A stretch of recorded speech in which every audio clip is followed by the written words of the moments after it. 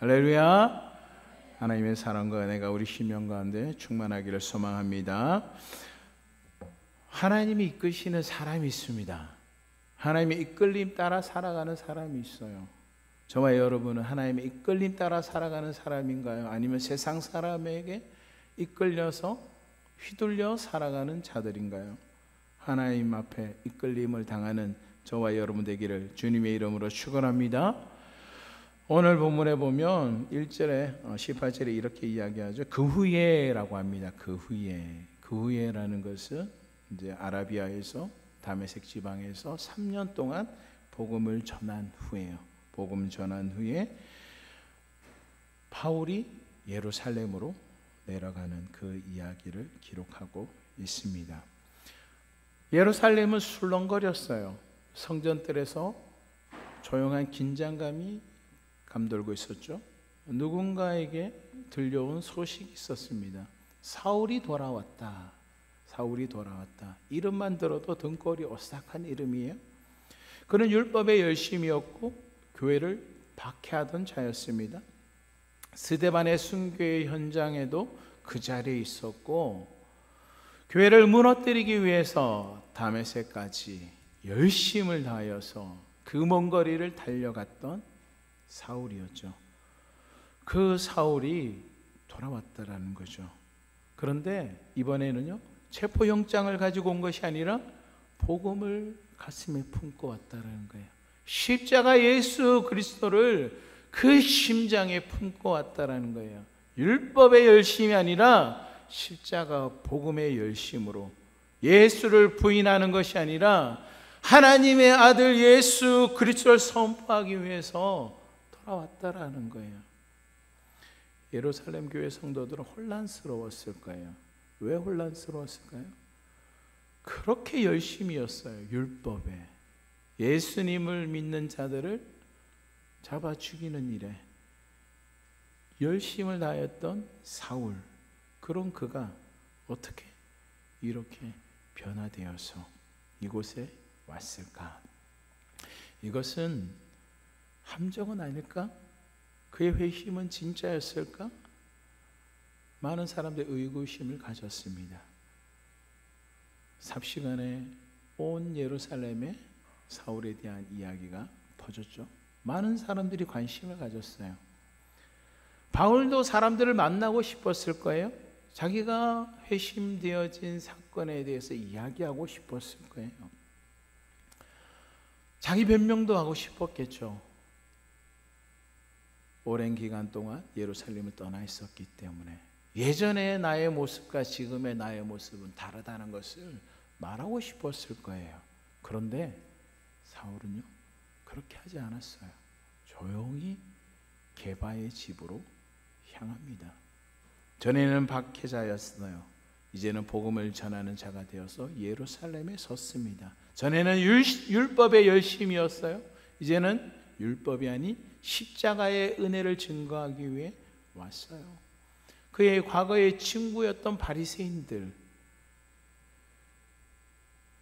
바울을 만나고 싶겠죠. 너 정신 이상 생긴 거 아니야? 라고 하면서 다시 회유하고 싶었을 거예요. 그래서 바울을 만나고 싶었을 거예요. 그리고 바울은 또 그들에게 복음을 전하고 싶었을 거예요. 너희들 알고 있는 그 율법이 잘못되어서 너희들이 믿고 있는 그 하나님의 그 말씀, 하나님은 맞지만 하나님이 보내신 그 예수를 너희들이 십자가에 못 박았어. 그 이야기를 하고 싶었을 거예요. 그러나 입을 다물었어요. 아무 얘기도 하지 않았어요. 그리고 과거에 바울 자신으로 인해서 고통받았던 많은 성도들이 있었을 거예요. 두려움에 떨고 있었던 그들, 바울을 원망했던 그들, 아마 스데반의 가족들도 있을 거예요. 그런데 그들에게 위로의 말도 하지 않았어요. 무책임할 수도 있겠죠. 그런데 바울은 하나님의 인도하심과 이끄심대로 걸어갑니다. 본인은 과거의 죄인이었어요. 율법의 열심이었다 할지라도 하나님의 뜻이 아니었다라는 거죠. 그런 그가 이제는 예수님을 만남을 통해서 하나님의 일꾼이 되었고, 또한 교회의 한 지체가 된 거예요. 복음의 증거자로 세움을 받았어요. 바울 예루살렘의 방문은 단순한 여행이 아니었어요. 그의 삶의 놀라운 은혜의 그 모습 자체가 간증인 거죠. 누구에게 이야기하지 않아도 하나님의 부르심과 인도하심 따라 그 한 영혼의 간증의 걸음이었습니다. 사람들은 주목했어요. 바울을 만나보고 싶어 했어요. 그러나 바울은요, 하나님의 뜻은 그들과 만나서 이야기하는 것이 아니라 조용히 게바를 만나라고 합니다. 오직 그것이 하나님이 원하시는 뜻이었기 때문에 그래요. 그래서 바울의 첫 예루살렘 방문에서 그는 게바를 만납니다. 18절 말씀 우리 같이 한번 읽어보겠습니다. 그 후 3년 만에 내가 게바를 그와 함께 15일을 머무는 동안 15일간 머물렀다고 이야기하죠. 게바를 방문했다라고 이야기합니다. 게바가 누구일까요? 게바 혹시 누구인지 아시는 분 계셔요? 케밥인가요? 우리 아이들 좋아하는 케밥? 네, 게바. 게바는요, 베드로의 아람어 이름이에요. 베드로의 원래 이름은 시몬이었어요. 시몬. 마태복음 10장 2절에 이야기합니다. 베드로라 하는 시몬. 부모님이 물려주신 이름은 시몬이에요. 시몬. 그리고 예수님을 만나고 예수님께서 시몬에게 이름을 더하여 주었어요. 그 이름이 마태복음 16장 18절에 보면 이렇게 말씀합니다. 내가 내게 이르노니 너는 베드로라. 베드로. 반석이라는 거죠. 베드라. 또 내가 내게 이르노니 너는 베드로라. 내가 이 반석 위에 내 교회를 세우니 음부의 권세가 이기지 못하리라. 베드로의 고백이 있었어요. 주는 그리스도시요 살아계신 하나님의 아들. 그 고백 위에 교회를 세우겠다는 거죠. 그러니까 우리 신앙의 고백 위에 교회가 세워지는 거예요. 로마 교황청은 이 베드로 위에 교회가 세워진다라고 해서 초대 교황이 누구예요? 베드로예요. 베드로. 교황의 자리까지 올려놨어요. 베드로의 예수님께서 말씀하신 건 이 반석은 베드로를 이야기하는 것이 아니라 믿음의 고백 위에 세워진 교회를 이야기하는 거예요. 교회.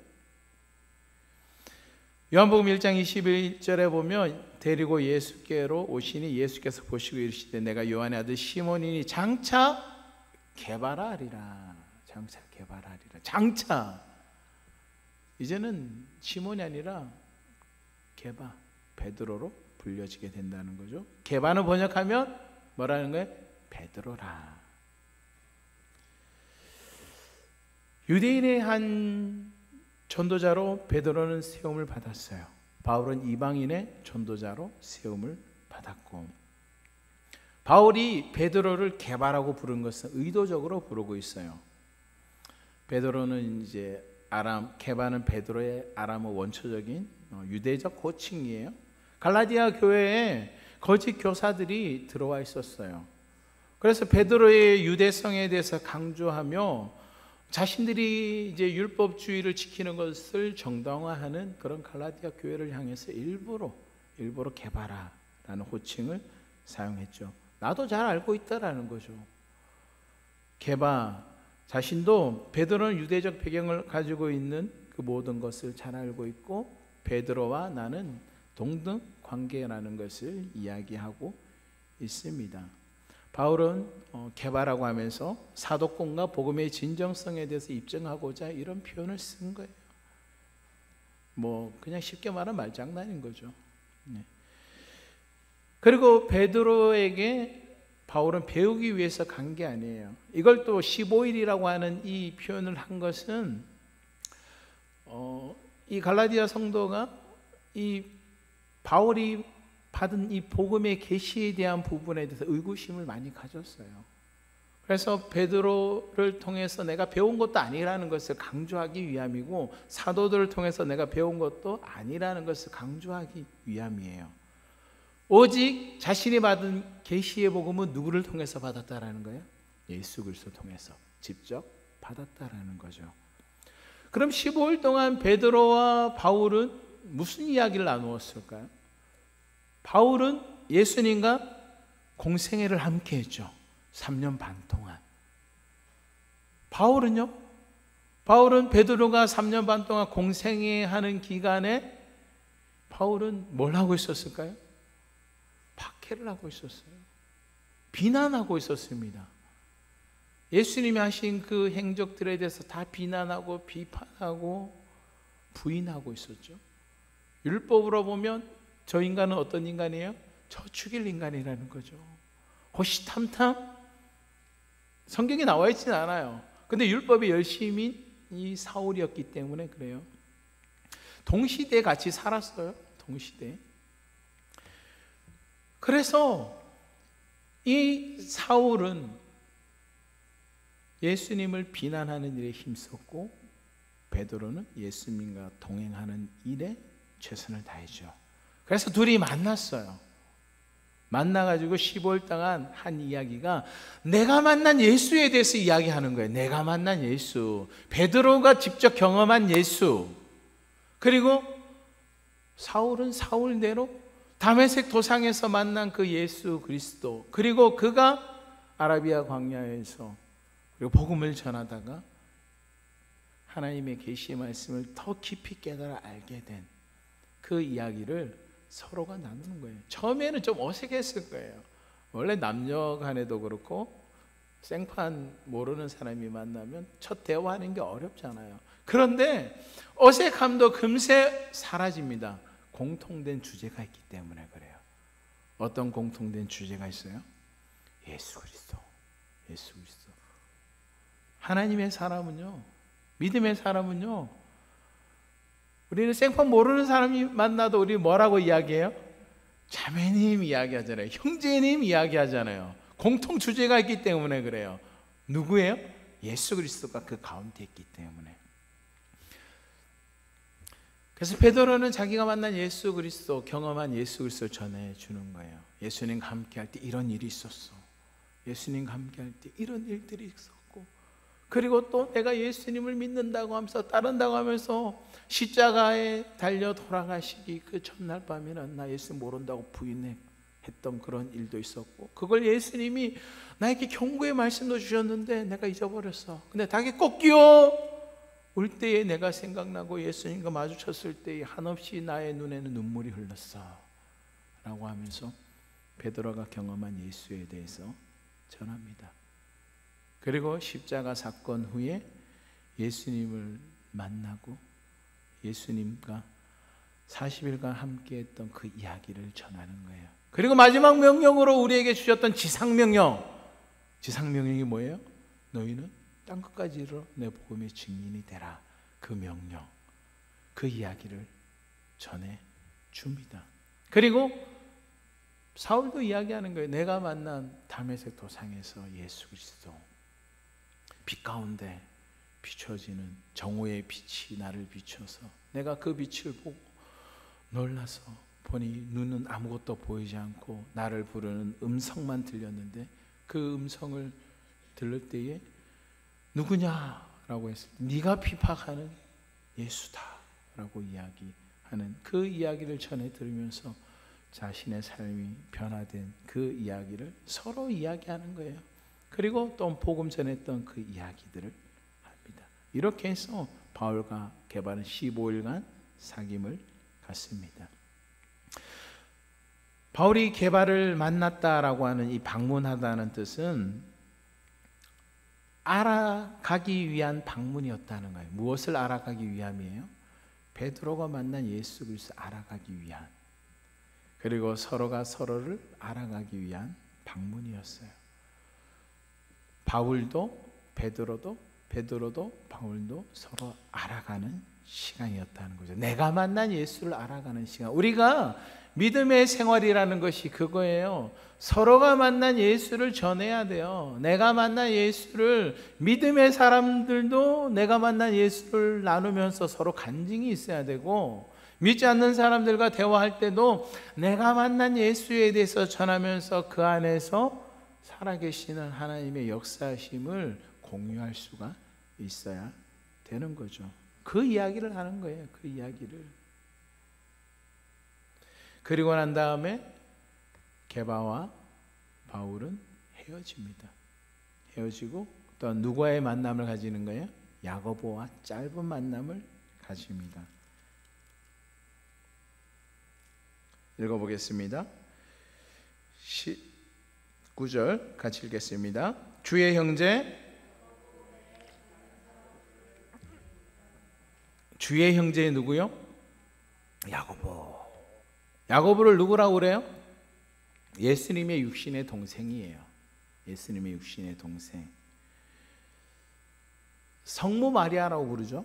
성모 마리아. 성모 마리아. 성령으로 예수님이 태어났죠. 그래서 성모라고 합니다. 우리는 마리아에게서 이제 예수님의 다른 자녀가 태어남을 우리는 믿고 있어요. 그런데 천주교에서는 주의 형제들에 대해서 인정할까요? 인정하지 않을까요? 인정하지 않아요. 인정하지 않습니다. 오직 예수님밖에 태어난 그런 자녀가 없다라고 인정합니다. 그들은. 그래서 성모라는 단어를 그 앞에다 붙이는 거예요. 그러나 하나님의 말씀 성경에서 분명히 기록하고 있습니다. 주의 형제 야고보. 그리고 마가복음 6장 13절에 보면 야고보는 예수님의 육신의 동생이에요. 마가복음 6장 31절에 보면 이 사람이 마리아의 아들 목수가 아니냐. 야고보와 요셉과 유다와 시몬의 형제가 아니냐. 야고보, 요셉, 유다, 시몬 4명의 형제가 있어요. 그리고 그의 누이들도 있어요. 누이들에 대해서는 기록이 없습니다. 누이들이 우리와 함께 여기 있지 아니하냐 하고 예수를 배척한지라. 예수님의 공생의 기간에는 야고보가 그 형을 믿지 않았어요. 때로는 그의 형제들이 예수님이 갈릴리 지방에 왔을 때에 예수님 하는 그 사역을 옆에서 지켜보면서 그를 뭐라고 그랬냐면 미쳤다라고 이야기했어요. 미쳤다. 집 나간 형, 가장이죠. 가장. 장자였습니다. 첫째예요. 첫째가 무엇을 이어야 돼요? 가업을 이어야 됩니다. 가업. 그의 가업은 목수의 직업이었어요. 아버지 요셉은 일찍 돌아가셨어요. 일찍 돌아가셔가지고 그 가업을 누가 이었었냐면 예수님이 그 가업을 이어서 열심히 가정을 지켰습니다. 그 동생들을 먹여 살렸어요. 그러다 갑자기 30세가 딱 되던 애 선포하는 거예요. 나 더 이상 목수질 안 할 거야 하면서 뛰쳐나가 버렸어요. 그 예수를, 그 형을 보고 그의 동생들을 붕괴하는 거죠. 우리를 버리고 갔다라는 거예요. 그래서 예수를 만나서 뭐라고 이야기하는 거예요? 미쳤다. 우리를 버리고. 그런데 이 야고보가요, 부활하신 예수님을 만났어요. 고린도서 15장 7절에 그 후에 야고보에게 보이셨으며 그 후에 모든 사도에게와 부활하신 예수님이 만났다는 거죠. 야고보에게 보이셨어요. 그의 형제, 그의 동생 야고보, 그토록 자기를 비난했던 그 야고보, 안타까운 거죠. 가족이 하나님의 뜻을 모르고 나를 그냥 형으로만 알고 있는 그 사실이 너무 안타까운 거예요. 메시아로 받아들여야 되는데, 나를 믿어야지만 구원함을 얻는데. 그래서 야고보에게 보인 거예요. 야고보를 통해서 또한 그의 가족들도 예수님을 하나님의 아들로 믿게 되는 거죠. 그리고 모든 사도에게와, 그리고 8절에 맨 나중에 만삭되지 못한 나에게도 보이셨대요. 이 만삭되지 못했다는 건 누구를 이야기할까요? 바울을 이야기해요. 자신을 이야기해요. 바울은요, 만삭되지 못했대요. 이 야고보가 예수님을 만나고 난 다음에, 부활하신 예수님을 만나고 난 다음에 그는 예루살렘 교회의 아주 중요한 지도자가 되었고, 그리고 신약 성경인 야고보서를 기록하게 됩니다. 야고보서의 중심 내용이 뭘까요?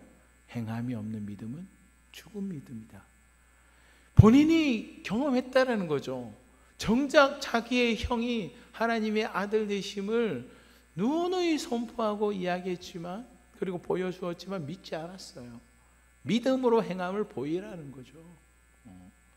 그래서 야고보가 이 야고보서를 통해서 우리에게 전하고 있습니다. 믿음 없는 우리의 모습에 대해서, 행함이 없는 우리의 모습에 대해서. 나도 그랬다라는 거죠. 그래서 우리의 모습은요, 행함이 있고 정말 하나님의 말씀을 몸으로 지켜낼 수 있는 우리의 삶이 되어야 될 줄로 믿습니다. 그리고 예수님의 동생 중에 누가 있어요? 유다가 있죠. 유다서를 누가 기록했어요? 유다서의 기록자가 유다, 예수님의 동생이에요. 예수님의 동생. 유다서 유다 1장 1절에 보면 예수 그리스도의 종이요 야고보의 형제인 유다는 부르심을 받은 자 곧 하나님 아버지 안에서 사랑을 얻고 예수 그리스도를 위하여 지키심을 받은 자들에게 편지하노라. 유다도 부르심을 받았다라는 거예요. 부르심을, 예수 그리스도를 위하여 지키심을 받은 자들에게 편지하기 위해서, 그들에게 가르쳐 주기 위해서. 예수님의 동생 이 유다에 대해서 유대의 역사학자 요세푸스는 그의 저서에서 이렇게 기록합니다. 야고보는 예루살렘 교회의 최고의 지도자였으며 주후 62년 안나스 대제사장 때 율법을 지키지 않았다는 누명으로 돌에 맞아 순교했습니다 라고 기록합니다. 또한 초대 역사가 유세비우스는 야고보의 죽음에 대해서 이렇게 기록합니다.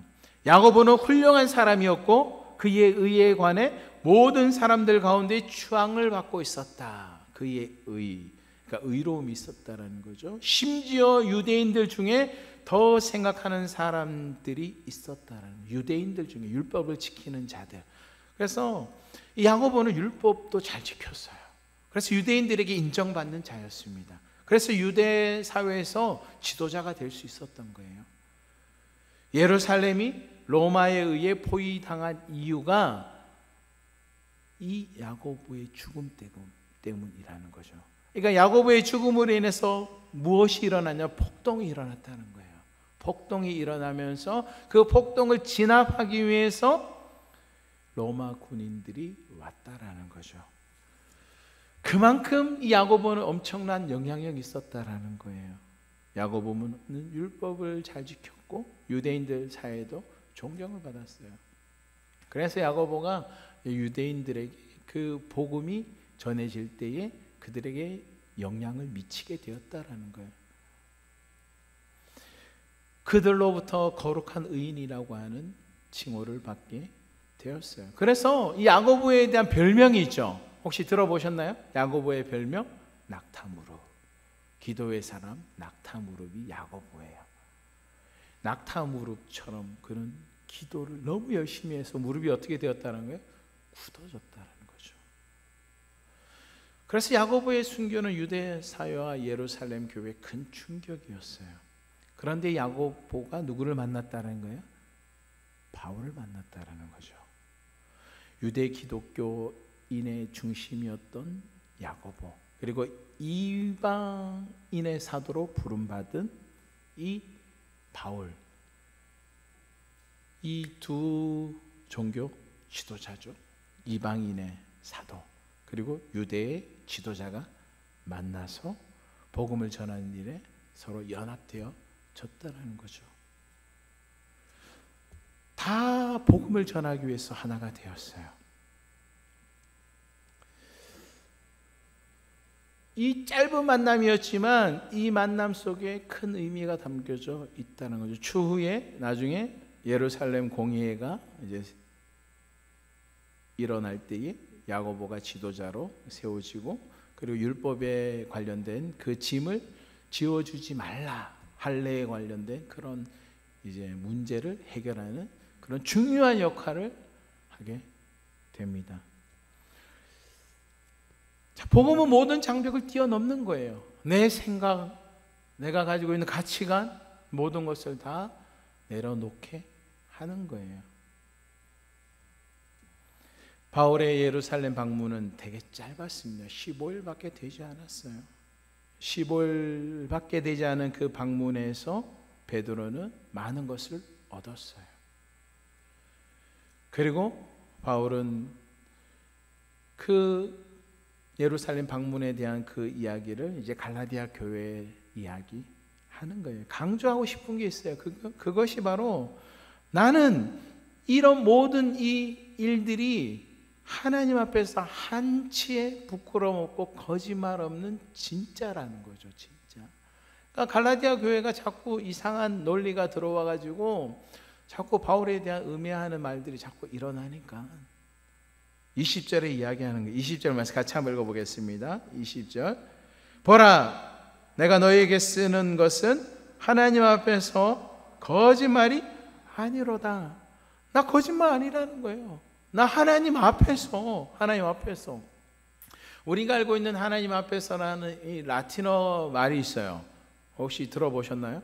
코람데오는 이 라틴어예요. 하나님 앞에서라는 뜻인데 여기서 이제 헬라어로 사용되어졌는데 에노피온 투 데오스가 하나님이니까 에노피오 하나님 앞에라는 거예요. 하나님 앞에서. 이건 이제 법적인 용어입니다.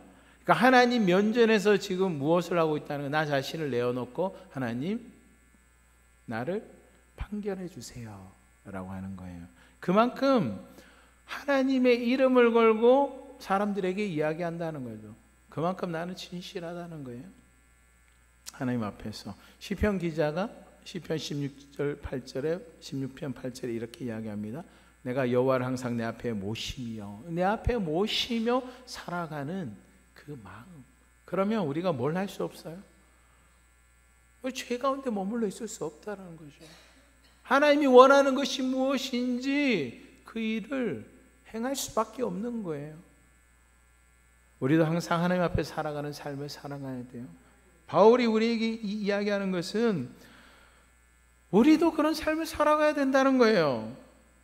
너희에게 쓰는 것은 하나님 앞에, 우리가 말하는 것, 내가 말하는 것 하나님 앞에 말하는 것이기 때문에 거짓이 없어야 된다는 거죠. 진실해야 된다는 거예요. 이 나라를 보면 걱정할 수밖에 없어요. 하나님 앞에 섰을 때 얼마나 부끄러울까요? 고대 법정에서는 거짓 증언하면 사형이었다라고 합니다. 중대한 범죄라는 거죠. 바울은 자신의 사도권을, 자신이 받은 이 십자가의 그 비밀이 하나님 앞에 세워졌을 때에 절대로 거짓이 아니라는 것을 이야기합니다. 그 후에 바울은 어디로 갈까요? 21절 말씀 같이 한번 읽어보겠습니다. 그 후에 내가 수리아와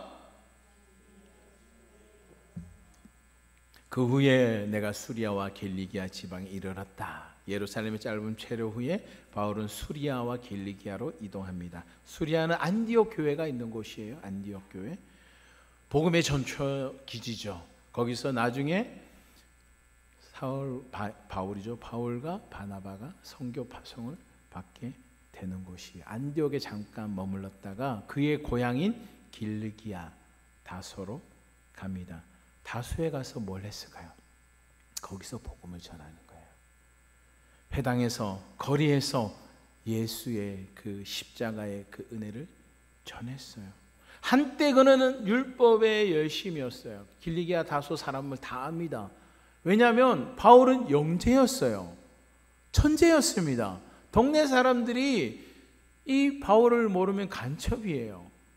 그런 이 열심을 가지고 있었던 이 바울이, 바리새인이었던 이 바울이 이제는요 예수를 전하는 자가 되었어요. 길리기아 다소에서 헬라 문화권 그리고 유대 문화가 공존하는 그곳에서 복음을 전하면서 무엇을 쌓은 거예요? 복음을 전하는 능력을 키운 거예요. 연습을 하는 거죠. 무슨 연습하는 거예요? 유럽으로 복음을 전해 가기 위해서. 우리가 선교사를 준비하시는 분들 보면 선교 훈련을 받아요.